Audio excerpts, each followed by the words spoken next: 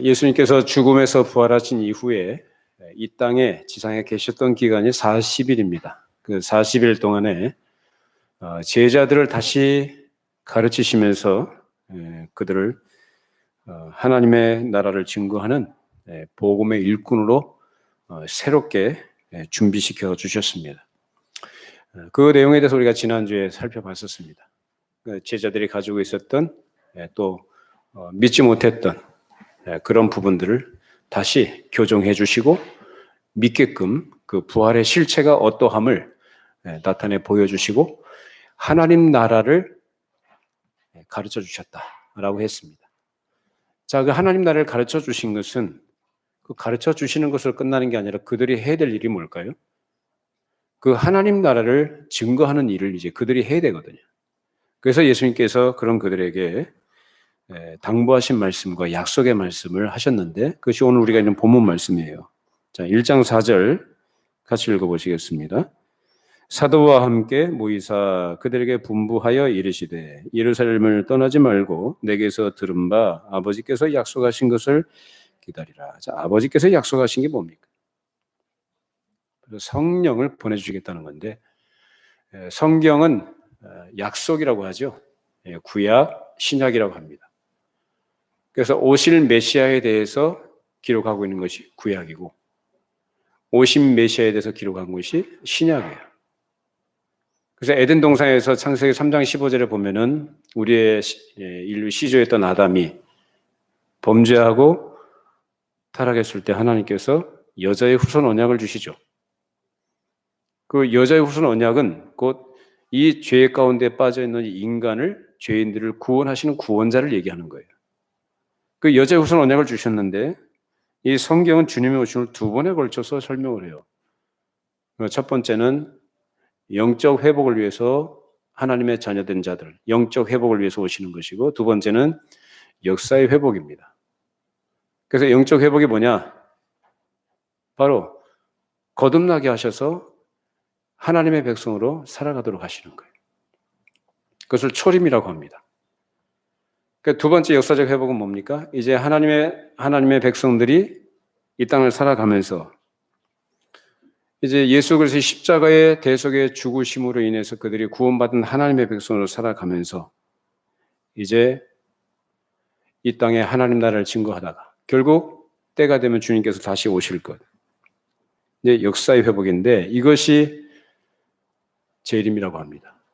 초림과 재림 이렇게 두 부분을 이렇게 나누죠. 이렇게 주님께서 세상 역사의 종지부를 찍으시고 거룩한 나라를 새로 완성하시며 죽음이 없고 해함이 없는 나라를 시작하기 위해서 이 세상에 다시 오실 것인데 그래서 성경은 그렇게 두 가지 약속을 한다는 거예요.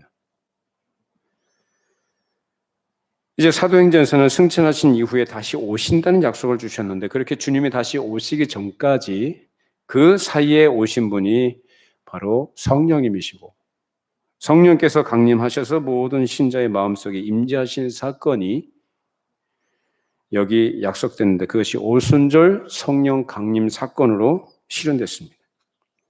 그 이후로 오늘날까지 지금 여기에 계신 여러분의 마음속에도 성령님께서 내주하고 계신 것입니다. 자, 그러면 성령님은 왜 오셨느냐? 그래서 오늘 성령 강림의 의미가 뭔지 우리가 좀 살펴보겠는데요. 왜 오셨습니까? 성령님이. 누구를 위해서 오셨습니까? 우리를 위해서 오셨습니다. 우리의 어떠함을 위해서요? 우리를 진리 가운데로 인도하시고 그리고 장차 영광된 약속의 나라에 들어가기 합당한 자로 준비하도록 하기 위해서 오셨습니다. 예수님께서 제자들에게 40일 동안 하나님 나라의 일을 가르치시면서 약속하신 것이 바로 그 성령 세례입니다. 자, 오늘 사도행전 1장 5절 말씀 읽어보십시다. 요한은 물로 세례를 베풀었으나 너희는 몇 날이 못되어 성령으로 세례를 받으리라 하셨다. 자, 요한은 물로 세례를 베풀었다. 그러나 너희는 몇 날이 못돼서 어떻게 받는다고요? 성령으로 세례를 받을 것이라고 약속해 주셨어요. 그러니까 이 약속을 기다리라. 머물라 떠나지 말라고 하신 거예요. 자, 그러면 여기서 우리가 성령 세례도 좀 살펴보겠는데, 우리는 이 성령 세례에 대해서 그동안 우리 교회에서 뭐 성경 공부도 하고 말씀을 통해서 정리를 하셨습니다만, 오늘 본문에 근거해서 그 의미가 뭔가를 다시 한번 정리해 보도록 하죠. 이 성령 세례에 대해서 장로교와 그리고 오순절 계통이 주장이 서로 대립되어 왔습니다. 그래서 성령 세례는 곧 중생, 거듭남을 얘기하는 것이고, 아니다. 그것이 아니고 거듭난 이후에 제2의 체험이라는 거예요. 그래서 완전 성화라고 이렇게까지 주장을 하고, 그 완전 성화를 이루게 되면 죄와 전혀 상관이 없어진다는 식의 주장까지 나오게 됩니다. 이것이 장로교와 오순절 계통이 대립하는 부분이었어요. 그래서 오순절 계통은 거듭난 것으로는 부족하고 제2의 축복인 성령 세례를 받아야 된다라고 이렇게 얘기했어요. 그 증거로 아주 중요한 것을 얘기하는데, 방언을 해야 성령을 받은 것이라는 바람이 불어서, 그래서 사람마다 방언을 받기 위해서 이리저리 몰려다니고 그런 일들이 있었죠. 오늘날도 예전보다는 덜한 것 같습니다만 오늘날은 여전히 그러한 분위기들이 있는 것 같아요. 그것을 뭐 다른 말로 얘기하자면 소위 뭐 불세례라는 것으로 이렇게 얘기합니다만은, 그러니까 예수님께서 말씀하신 성령 세례는 그런 것도 아니고 예수님께서 당신께서 불세례를 받으신 거예요. 자, 누가복음 12장 49절 50절 보십시다. 내가 불을 땅에 던지러 왔노니 이 불이 이미 붙었으면 내가 무엇을 원하리요? 나는 받을 세례가 있으니 그것이 이루어지기까지 나의 답답함이 어떠하겠느냐. 예수님께서 십자가 위에서 이미 진노의 불세례를 다 받으셨어요. 무슨 말이냐면 우리의 죄를 다 태워버리셨다고요. 그게 진노의 불세례예요. 쉽게 얘기하자면 죄 씻음 받고 우리를 중생케 하시는 그것이 성령 세례라는 거예요. 그러니까 불세례는 예수님께서 진노의 불세례는 다 받으셨고, 이제 우리가 받을 것은 그 불세례가 아니고 뭐라고요? 성령 세례라는 거예요. 이 성령 세례는 우리가 늘 얘기하는 거듭남입니다. 그런데 이것을 제2의 축복 개념으로 생각을 해서 어떤 뜨거운 환상적인 체험을 하는 것을 성령 세례라고 주장한다라는 것은 정말로 잘못된 거죠. 만일 그것이 사실이라고 한다면 우리가 성령으로 거듭나는 것이 완전하다는 얘기예요? 불완전하다는 얘기예요? 불완전하다는 얘기가 됩니다. 왜? 거듭나는 것으로는 부족하고 제2의 축복으로 그런 성령 세례를 받아야 된다라고 이렇게 주장하기 때문에.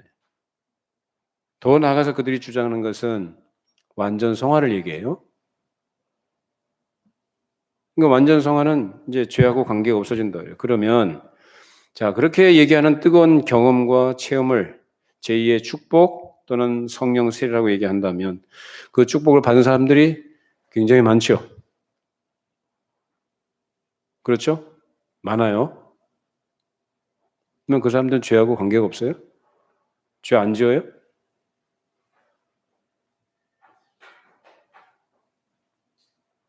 똑같아요. 그 생각으로 마음으로 다 죄 짓고. 그러니까 그런 식으로 주장을 하는 것은 너무너무 잘못된 것이고 비성경적인 것이다라는 거예요. 그럼에도 불구하고 이런 오해 속에서 많은 사람들이 서로 성령 세례 받기를 사모하고 열렬하게 뭔가를 경험하고 싶어 하는 것입니다. 왜 그렇게 됐습니까? 그러니까 밋밋하니까 그런 거예요. 차분하게 말씀 듣고 고조 별로 없이, 그죠? 무슨 강의하듯이 차분하게 설교 듣고 또 성경 공부하고 생각하고 이런 것보다는 뭘 더 좋아하느냐 하면 사이다 같이 뭔가 빵 터지는 것 같은 그런 걸 원한단 말이에요. 그러니까 자기 자신의 결국 종교적 만족감을 추구하는 거예요. 젊은이들에게는 소위 말하는 찬양 집회라는 걸 가지고 그것이 성령의 은혜다, 성의 역사다, 그런 것 나타나는 현상들, 울고 불고 하는 것들, 그렇게 감정을 표현하는 것을 감사한다, 하나님의 영광을 말하지만 감정을 배설하는 거죠. 감정 배설이지 그것은 성령의 역사나 성령께서 주시는 은혜가 아니라고요. 오해하지 마세요. 성령께서 감동하시고 역사하시면 우리가 굉장히 감정적으로 충만해지는 거 그렇게 오해하지 마시라고. 오히려 성령님은 우리를 우리의 생각과 우리의 이성을 더 명료하게 하십니다. 더 깊이 생각하게 하시고 하나님의 뜻이 무엇인가를 분별하게 하십니다. 그것이 성령님께서 하시는 일이에요. 그렇게 감정 배설하고 감정에 충만하게 하는 것들은 세상 콘서트에도 얼마든지 있고 오히려 그들이 더 잘합니다. 그 열광적인 것이 무슨 성령의 역사인 것처럼 그런 오해하는 일들이 너무 많다는 거예요. 그러니까 예수 믿는다고 하면서도 뭔가 화끈하지 않고 밋밋하니까 그런 걸 못 견뎌서 그렇게 하는 거예요. 그러면서 그들이 하는 말이 뭐냐면 사도행전을 봐라. 사도행전을 보면 성령의 역사로 능력이 나타나고 기적이 일어나고 앉은 자가 일어나고 심지어 죽은 자도 일어나지 않느냐. 왜 우리는 그런 걸 못하느냐라고 이렇게 얘기를 해요. 왜 우리에겐 그런 일이 있어서는 안 되느냐라고 얘기를 합니다. 일면 맞는 것 같은데요. 그러면 그것이 성령께서 강림하신, 성령께서 오신 목적이고 성령의 능력적인 것이 나타난 것이 전부라고 한다면 오늘날도 그런 일들이 우리 주변에서 다반사로 일어나야 맞아요. 그렇죠? 맞습니까? 다반사로 일어나야죠. 목사가 안수하면 앉은 자가 벌떡벌떡 일어나고 불치병이 낫고 말이죠. 그래야죠. 그런 일들이 일어납니까? 요즘엔 간혹 가다 그런 일이 있다고는 해요. 물론 하나님의 역사하심과 그 능력, 오늘날도 동일하게 우리에게 은혜를 베푸시는 자로 일하시는 것은 추후에 의심 없이 믿습니다. 그러나 사도행전식으로 이런 현상들과 이런 일들이 일어나야만 한다라고 주장하는 것은 잘못된 것이다. 왜? 그 당시는 사람들이 복음을 들어야 돼요. 누구를 통해서? 사도들이 입을 통해서. 다시 말하면 계시가 완성되지 않았던 때다 그 말이에요. 그의 필요에 의해서 예수님도 공생에 사역하실 때에도 그런 능력이 나타나고 기적을 일으켜 주신 것이고 보여주실 필요가 있던 거죠. 믿게 하기 위해서. 제자들에게 부활하신 주님께서 나타내 보여주신 것도 왜 그랬어요? 믿게 하시기 위해서. 사도들이 복음을 전하는 상황 속에서 그런 현실 속에서 그들에게 성령께서 역사하셔서 나타난 능력적인 것들은 바로 그 상황 속에서 복음을 믿도록 하기 위해서, 증거하기 위해서 하셨다. 오늘날은 계시가 완성된 시대예요. 그런 방식보다는 완성된 계시, 다른 계시가 필요 없어요. 이 완성되게 계신 성경 말씀을 성령께서 사용하셔서 사람의 마음을 열어주시고 믿게 하시고 그렇게 역사하신단 말이에요. 믿게 하시는 목적이 뭡니까? 그들로 하여금 하나님의 백성 되게 하시고 어디 들어가도록 장차 하나님 나라의 그 영광의 나라에 들어가게 합당한 자로 준비시키기 위해서 그렇게 일하신다 이 말이에요.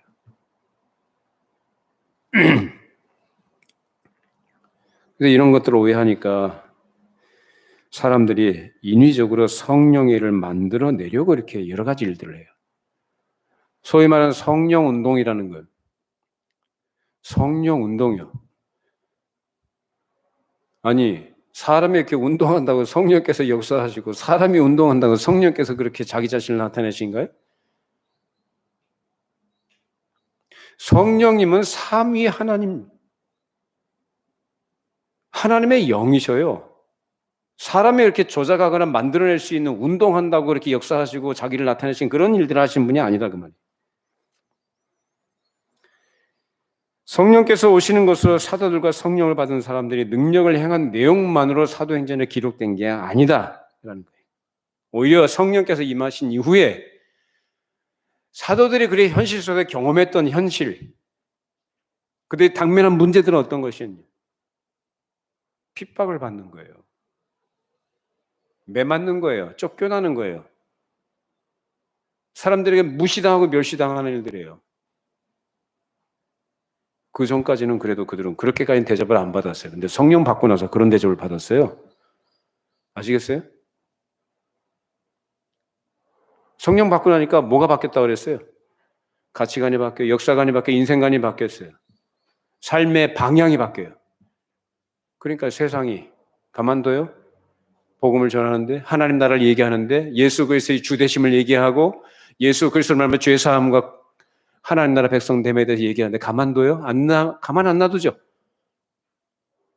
죽이려고 달려들죠. 누구한테? 성령 받은 사람들한테.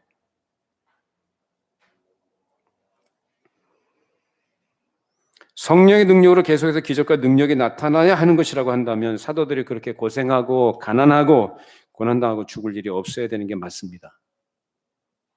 근데 성령이 오심으로써 증거되는 것은 그런 능력적인 것이 아니라 뭘로 나타나냐? 예수님을 닮는 능력의 사람이에요. 그렇게 결론이 나요. 어떤 사람이요? 성령 받은 사람. 다른 말로 얘기하자면은 거듭난 사람.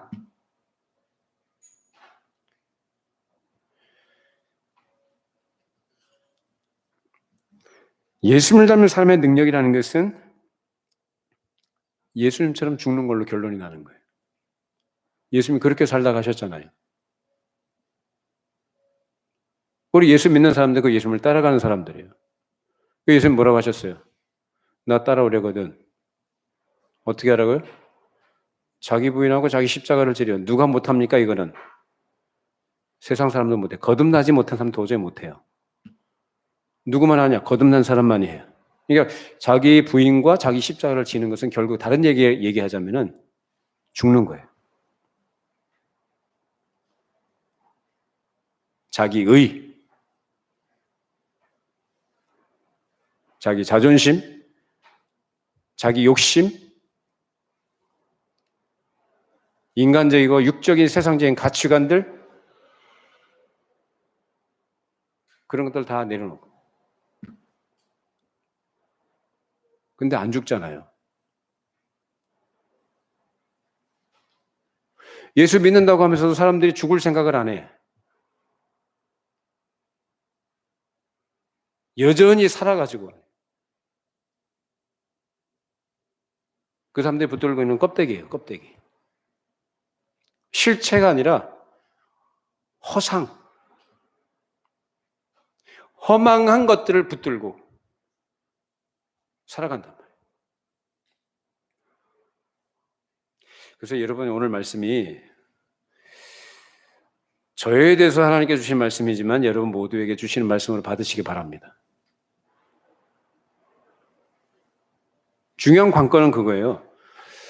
정말로 그 사람이 성령의 사람이냐, 거듭난 사람이냐, 새로운 생명을 받은 사람이냐, 그게 정말로 중요한 건데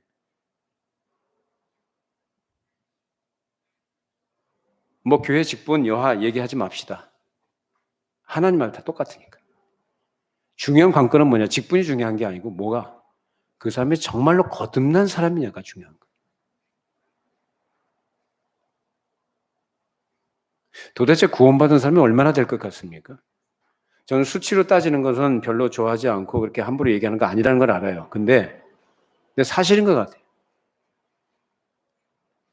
예수님도 말씀하셨잖아요. 넓은 길로 가는 사람은 많지만 좁은 길로 가는 사람은 적다라고 말씀하죠. 찾는 자도 적고. 여러분 한국 교회에 이토록 많은 교회가 있고 많은 신자들이 있고 많은 목사들이 있습니다. 그들이 다 구원받았다고 생각하세요? 교회만 나가면 다 구원은 그냥 다 따나온 당상이고 무슨 봄에 든 것처럼 그렇게 안심해도 됩니까? 저는 전혀 아니라고 봐요. 다 섞고 있어요. 자기가 지금까지 살아왔던 신앙의 연륜, 연조 이런 거 붙들고 있고, 자기가 알고 있는 지식을 붙들고 있고, 자기가 체험했던 것을 붙들고 있거나, 결국 뭐냐? 그게 다 자기 의라는 거예요. 자기 자신의 어떠함에 근거를 두고 그걸 가지고 자기가 구원을 확신하고 있고 안심하고 있다는 말이에요.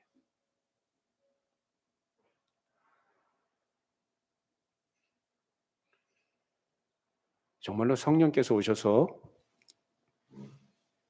그 사람 안에 내주하시면요, 이거는 그냥 교리적으로나 아니면 우리 감성적으로 접근할 문제가 아니라 실제예요.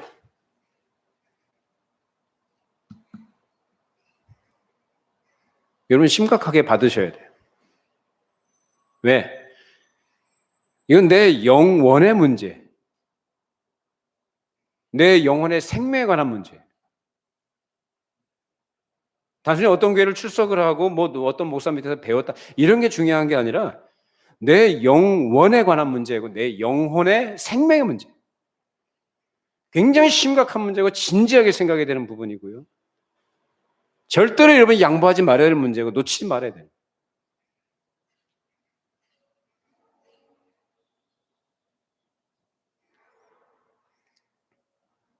누가복음 24장 한번 같이 보십시다.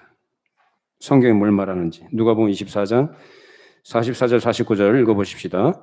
또 이르시되 내가 너희와 함께 있을 때에 너에게 말한 바 곧 모세의 율법과 선지자의 글과 시편의 나를 가리켜 기록된 모든 것이 이루어져야 하리라 한 말이 이것이라 하시고 이에 그들의 마음을 열어 성경을 깨닫게 하시고 또 이르시되 이같이 그리스도가 고난을 받고 제3일에 죽은 자 가운데서 살아날 것과 또 그의 이름으로 죄 사함을 받게 하는 회개가 예루살렘에서 시작하여 모든 족속에게 전파될 것이 기록되었으니 너희는 이 모든 일의 증인이라. 볼지어다 내가 내 아버지께서 약속하신 것을 너희에게 보내리니 너희는 위로부터 능력으로 입혀질 때까지 이 성에 머물라 하시니라.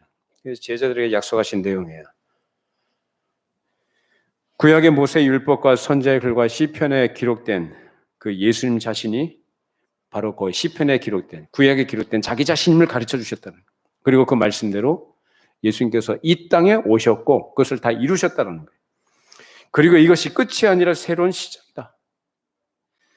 완전하신 구속을 이제 부활 승천하셔서 주의 영광된 자리에 오르시고 주의 이름으로 죄 사함을 얻게 하는 회개가 예루살렘부터 시작해서 모든 족속에게 전파될 것이다 라고 말씀하십니다. 그리고 이것을 이루시기 위해서 오신 분이 누구시다? 성령님이시다. 그러니까 그 성령님을 기다리라 라는 겁니다.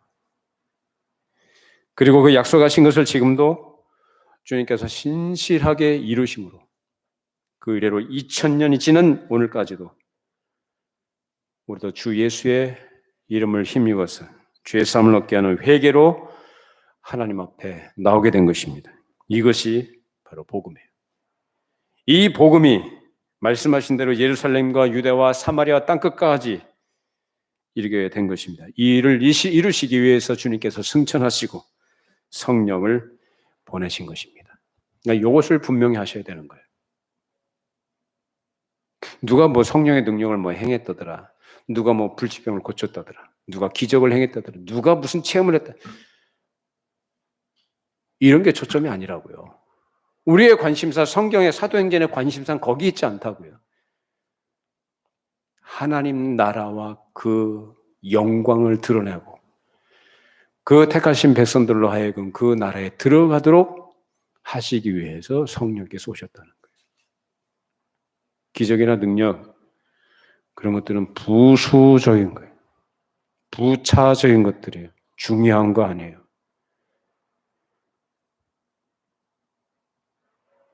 방언도 성령께서 하게 하시면 나중에 뭐 얘기하겠습니다만 그것도 뭐 하나님께서 주시면 뭐 하게 되는 거겠죠. 그런데 사람이 이상한 소리 낸다고 전부 다 성령께서 주신 방언이라고 말하면 안 됩니다.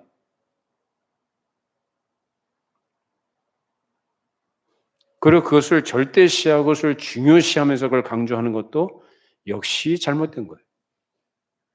하면 어떻고 안 하면 어때요? 내가 능력이 있어서 하는 것도 아니고 내가 능력이 없어서 못하는 거 아니에요. 그래요? 맞습니까? 병 고치는 은사? 저한테 병 고치는 은사가 있는 것 같아요? 없는 것 같아요? 있는 것 같아요? 없는 것 같아요? 여러분, 어디 아프시면 저한테 기도 부탁하세요. 기도 부탁하세요. 하나님께서 낫게 하시면 저를 통해서도 낫게 하실 줄로 믿습니다. 제가 하는 게 아니고 그 중요한 게 아니라고요. 복음서에서 말씀하신 그 약속이 사도행전에서 이루어지고 있는 것을 우리가 보여주고 있는 것입니다. 그렇기 때문에 이러한 사도행전은 과거형이 아니라 현재 진행형이다.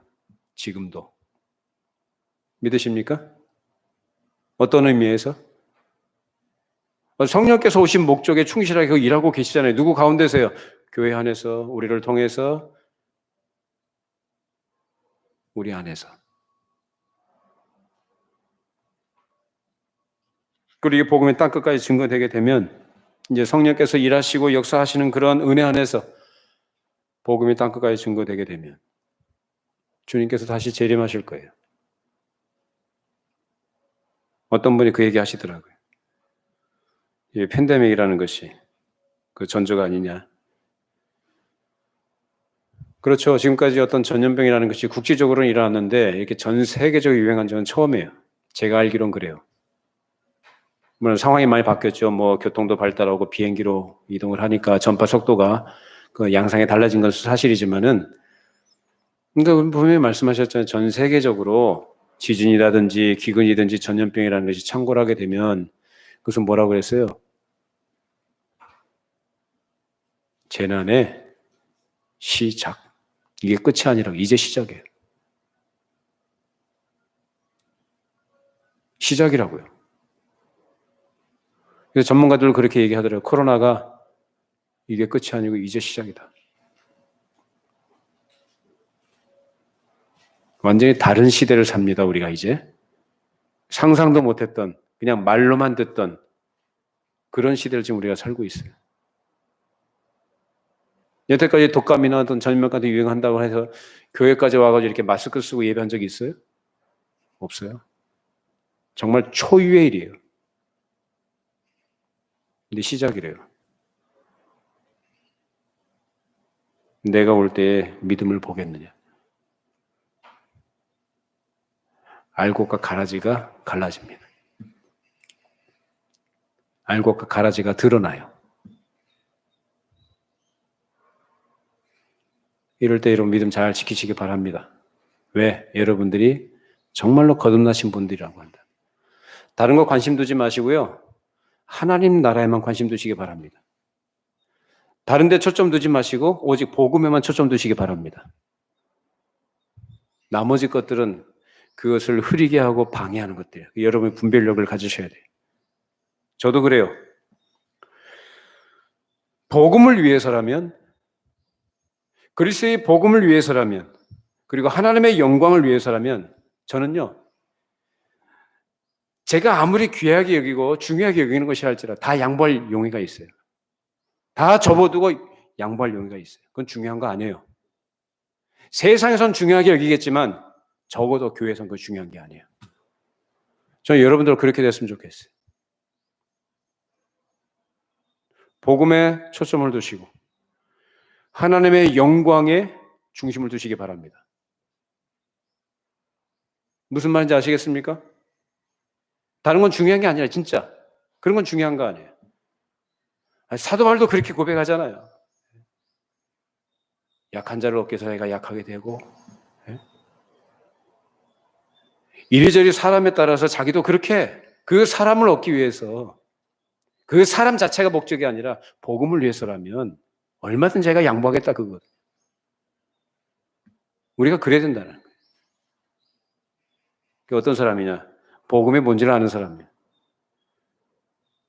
복음의 가치와 하나님 나라가 어떠한지를 아는 사람이 그렇게 할 수 있는 거예요. 그걸 알게 하신 분이 누굽니까? 성령이시요. 그래서 거듭난 사람은 이런 하나님의 말씀에 담겨진 약속의 말씀들과 우리에게 가르친 교훈들을 마음으로 받고 그 마음으로 따릅니다. 자, 우리 예레미야 31장 34절 보십시다. 자, 구약에서도 약속을 하셨는데 어떤 약속이냐 같이 보십시다. 여호와의 말씀이니라 보라 날이 이르리니 내가 이스라엘 집과 유다 집에 새 언약을 맺으리라. 이 언약은 내가 그들의 조상들의 손을 잡고 애굽 땅에서 인도하여 내는 날에 맺은 것과 같지 아니할 것은 내가 그들의 남편이 되어서도 그들이 내 언약을 깨뜨렸음이라. 여호와의 말씀이니라. 그러나 그날 후에 내가 이스라엘 집과 맺을 언약은 이러하니 곧 내가 나의 법을 그들의 속에 두며 그들의 마음에 기록하여 나는 그들의 하나님이 되고 그들은 내 백성이 될 것이라. 여호와의 말씀이니라. 그들이 하시는 각기 이웃과 형제를 가리켜 이르기를 너는 여호와를 알라 하지 아니하리니 이는 작은 자로부터 큰 자까지 다 나를 알기 때문이라. 내가 그들의 악행을 사하고 다시는 그 죄를 기억하지 아니하리라. 여호와의 말씀이니라. 이것이 새 언약에 대한 예언의 말씀인데 새 언약과 옛 언약이라는 것은 그 내용상에 있어서는 차이가 없어요. 똑같아요. 차이는 뭐냐? 방법에 있어요. 옛날에는 약속을 이루기 위한 방법으로 외적 조건을 완벽하게 해주시는데 있었습니다. 근데 이스라엘 백성들이 그걸 들어요, 안 들어요? 안 들어요. 하나님께서 은혜로 그들을 어떻게 대접해 주시고 애굽에서 건져 주시고 친히 먹여 주시고 인도하시고 다 해 주셨잖아요. 그죠? 율법도 주시고요. 근데 그들이 그걸 따라요? 안 따라요. 그 베푸신 그 은혜의 목적을 따라 살지 않아요. 그래서 내용은 같아도 내적 조건을 달리하시는 방법을 쓰시겠는데 그것이 바로 성령의 내재입니다. 자, 34절 하반절 보시면은 아주 중요한 표현이 나오는데 뭐라고 나와 있습니까? 나는 그들의 하나님이 되고 그들은 내 백성이 될 것이다.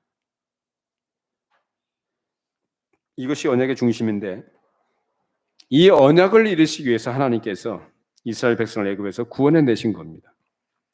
그래서 성경은 하나님과 그 백성들의 관계를 남편과 아내로 이렇게 묘사를 해요. 오늘 말씀에서 그렇게 나와 있지 않습니까? 내가 그들의 남편이 되었다라고 합니다. 뭐 이스라엘 백성들은 뭐란 얘기예요? 아내란 얘기죠. 자, 남편이 되었어요. 그래서 그 백성들을 사랑하셔서 친히 그들의 남편이 되셔서 손을 잡고 나왔는데도 그들이 하나님의 언약을 파괴했다는 거예요. 남편의 손을 잡고 가면서 마음은 다른 데 두는 거예요. 남편의 손을 잡고 가나안 땅으로 향해 가면서도 마음은 늘 바람난 여자처럼 애굽으로 향하고 있었다라는 겁니다. 소돔과 고모라 성에 하나님께서 불과 용으로 멸망시키실 때 천사의 손을 의지해서 그들이 나왔던 롯과 그의 처. 우리의 처가 어떻게 했습니까? 그 불타는 세상을 미련을 두고 돌아봤죠. 끌려가면서 손잡고 가면서도 어디로 보냐? 뒤를 돌아보는 거예요. 다른 데 마음을 두는 거예요. 바로 이스라엘 백성들이 그랬다는 것입니다.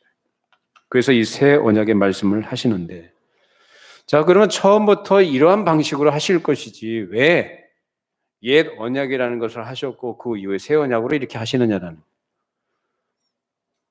그걸 뭘 드러내시느냐면 사람이 가지고 있는 죄성을 드러내시는 거예요.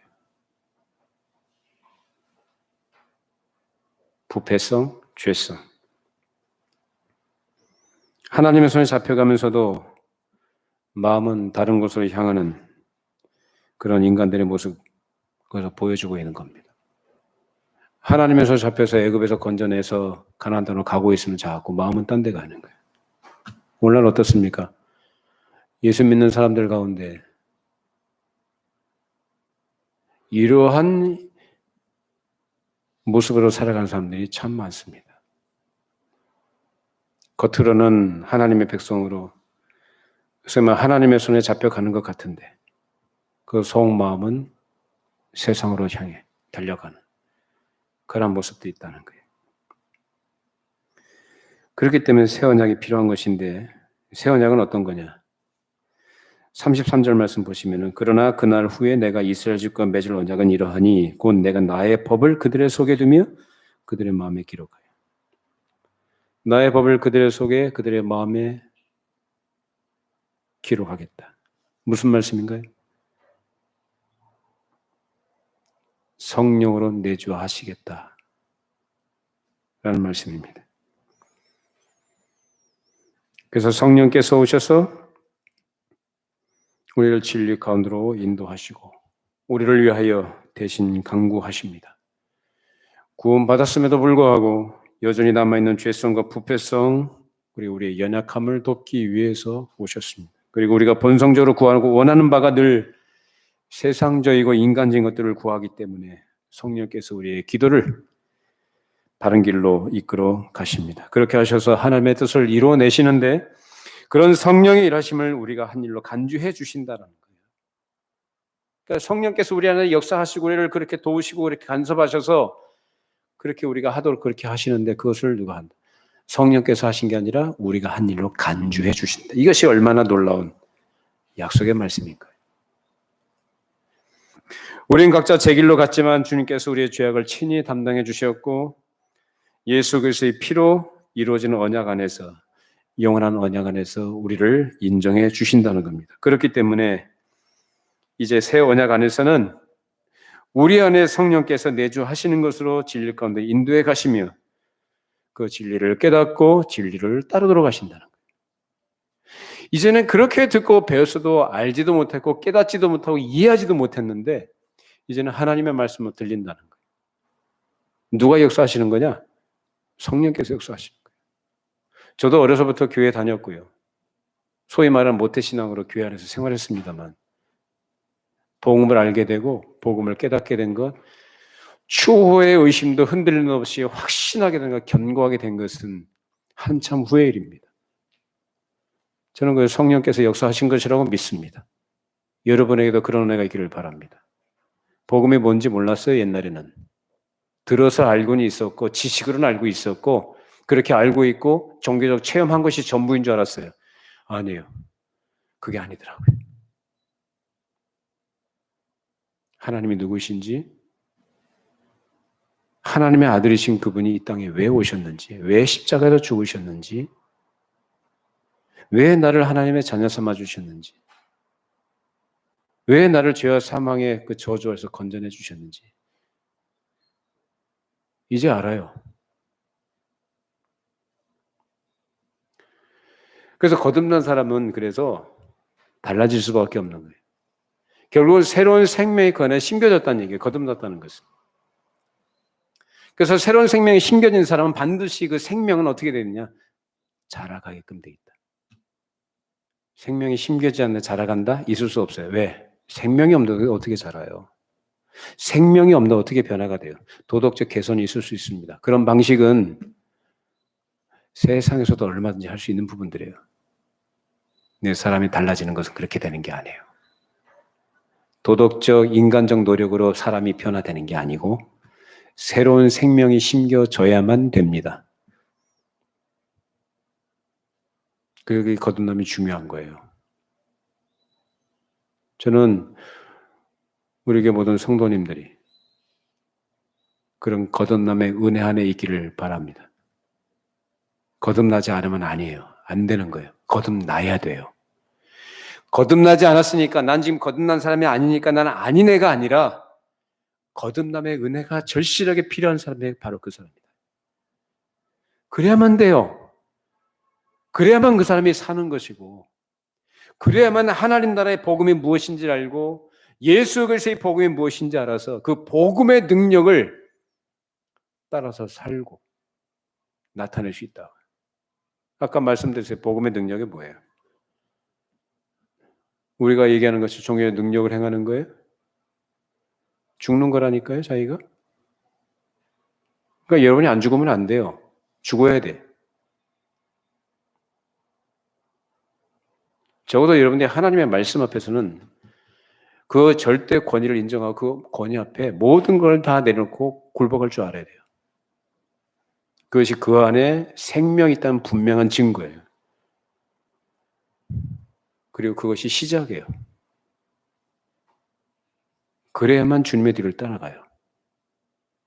근데 자기가 살았는데 어떻게 주님의 뒤를 따라가요? 주님이 어떻게 사셨는데? 주님의 영광의 길을 가셨어요? 하나님 나라의 관점에서 볼 때 영광의 길이지만 세상에서 볼 때는 그 영광의 길은 수치의 길이고 모욕의 길이고 죽음의 길이에요. 그걸 예수님은 좁은 길이라고 말씀하셨어요. 그래서 거듭난 사람은 그 좁은 길로 간다. 여러분 삶은 얼마나 사세요? 우리 인생 그렇게 길지 않습니다. 짧은 인생 사시면서 하나님께서 주신 이 기회, 복음을 들을 수 있는 기회, 말씀을 들을 수 있는 이 기회, 그리고 하나님의 존전 앞에서 예배할 수 있는 이 기회, 귀한 줄 아시고 다른 걸 생각하지 말고요. 복음에 초점 맞추시고 영원한 나라를 사모하시고 생활하시기 바랍니다. 성령님은 그렇게 인도하신 분이에요. 그렇게 역사하셔요. 자, 사도행전 2장 16절 21절 보십시다. 같이 읽어보시죠. 이는 곧 선자 요엘을 통하여 말씀하신 것이니 일러스되 하나님이 말씀하시기를 말세에 내가 내 영을 모든 육체에 부어주리니 너희의 자녀들은 예언할 것이요 너희의 젊은이들은 환상을 보고 너희의 늙은이들은 꿈을 꾸리라. 그때 내가 내 영을 내 남종과 여종들에게 부어주리니 그들이 예언할 것이요 또 내가 위로 하늘에서는 기사를 아래로 땅에선 징조를 베풀리니 곧 피와 불과 연기로다. 주의 크고 영화로운 날이 이르기 전에 해가 변하여 어두워지고 달이 변하여 피가 되리라. 누구든지 주의 이름을 부르는 자는 구원을 받으리라 하였네. 그래서 강조하는 것은 말세에 하나님의 영을 충만히 부어줘서 우리와 함께 하겠다고 하신 것입니다. 그러나 성령께서 임하심이 말세인 것이고 우리는 이것을 하나님의 그의 나라를 지금도 만들어가고 계시고 완성하고야 말 것이라는 차원으로서 이 일을 이해를 해야 됩니다. 그 일을 진행하시는 중에 드디어 예수님께서 오셨던 것이고 우리를 위해 죽으셨고 부활하셨고 그리고 승천하신 이후에 성령님도 드디어 오셨다는 시각으로 이 사도행전의 기록을 볼 줄 알아야 됩니다. 그렇게 해야만 우리의 삶과 방향이 바르게 잡혀가요. 이상한 데 관심 두지 마시고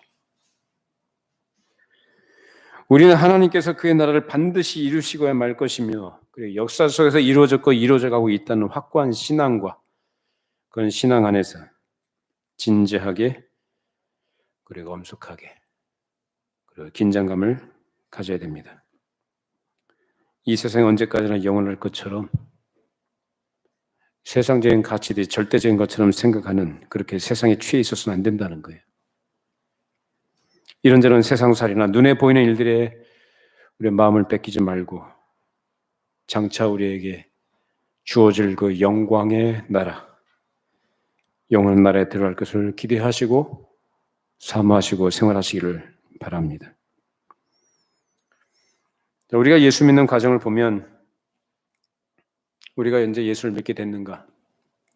그래서 내가 이성이 동의할 때부터 믿는 게 아니고 그 전에 성령께서 우리에게 거듭나게 하셨기 때문에 믿어지게 된 것입니다. 그래서 내가 믿어진다는 것은 내가 이성적으로 동의하고 내가 이해가 돼서 믿어진 게 아니라 그 전의 문제라 그 말이에요. 우린 죽었다고 그랬어요. 죽은 자가 어떻게 말귀를 알아들어요? 죽은 자가 어떻게 구원의 소망을 가질 수 있어요? 죽은 자가 어떻게 자기의 능력과 자기의 판단을 가지고 행동할 수 있겠어요? 못해요. 죽었는데. 허물과 죄로 죽은 우리를 주께서 살리신 줄로 믿습니다. 거듭나게 하시는 것이 새 생명을 심겨준 것이라고요. 그러고 나니까 나중에 내가 예수를 믿는다고 고백하게 되는 거다 그 말이에요. 성령님은 그 일을 하신 분이에요. 그래서 영적 생명을 그 사람 안에 심어주신 것이고 그 생명은 무럭무럭 자라게 됩니다. 하나님의 영이신 성령이 우리 안에 계셔서 우리를 주장하시고 우리도 모르는 것을 우리 위해 대신 기도해 주시고 우리가 간구할 바를 알지 못하지만 우리를 위해서 대신 기도도 해 주시고 우리를 진리의 길로 인도해 가신다는 것입니다. 때때로 우리가 미련하게 행할 때 하나님의 말씀을 벗어나서 어긋난 길로 갈 때 탄식하시면서 안타까워하시고 때때로 우리에게 찔림도 허락해 주시고 우리를 각성케 하시고 다시 돌이키게 하시는 것이 바로 성령께서 하시는 것이고 그 일을 위해서 성령께서 강림하셨다는 것입니다. 이 내용을 여러분 오늘 마음에 잘 정리해 두셔서 하나님께서 우리 안에서 보내신 성령님은 떠나실까요? 안 떠나실까요? 떠나셔요? 안 떠나셔요? 성령께서 아직 오시지 않은 분들, 내주하지 않으신 분들은 그런 거 얘기할 거 없고요. 내 안에 성령님께서 계시다는 사실을 분명히 아는 사람들은 그 성령님 계시다는 것으로 그 마음에 참된 위로와 평안을 얻습니다. 절대 떠나지 않은 줄로 믿습니다. 그런데 이건 있어요? 떠나신 것 같이 느껴질 때가 있어요. 언제? 내가 죄 가운데 행할 때. 죄 가운데 행할 때. 만약 하나님이 내 아버지가 아닌 것 같은, 하나님이 내 아버지가 아닌 것 같은 낯선 감을 느낄 때가 있다.